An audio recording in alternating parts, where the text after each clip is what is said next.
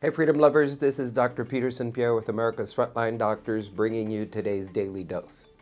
So the Biden administration, before they stepped into the sunset, extended liability protections for COVID-19 vaccine makers, healthcare providers, and others through 2029. The decision, which has sparked renewed debate over accountability for vaccine-related injuries and the future of public health policy, ensures immunity from most lawsuits for those involved in the development and distribution of COVID-19 vaccines and other medical countermeasures.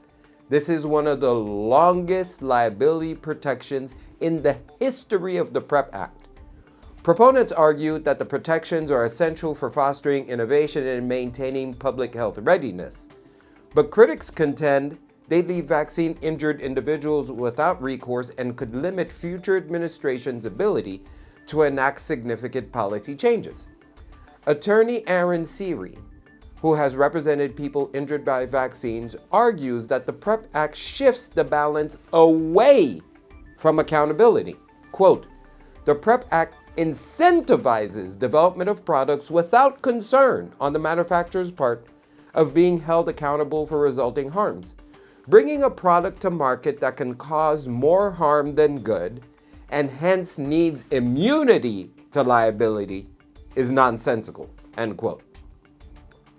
The extension of immunity protections has raised eyebrows, particularly in light of ongoing assurances about the safety of COVID-19 vaccines. Quote, "Since we have now been told ad nauseum for more than 4 years that COVID vaccines are safe, then why the need for continued immunity?" End quote. Calls for sweeping reforms or even the repeal of the PrEP Act have grown louder. I agree with a repeal. On March 5th, Representative Chip Roy introduced the Let Injured Americans Be Legally Empowered, Liable Act, which would remove liability protections for COVID-19 vaccine manufacturers and allow individuals to sue companies like Pfizer and Moderna for vaccine-related injuries. Quote, "Many have faced injury from the vaccine, but few have been afforded little recourse. To date, a mere 11 injury claims have been paid out despite nearly 700 million doses of the vaccine having been administered. The American people deserve justice for the infringement on their personal medical freedom, and those medically harmed deserve restitution," end quote. Siri agrees that the act no longer serves its intended purpose. Quote, "The PrEP Act should be repealed in its entirety.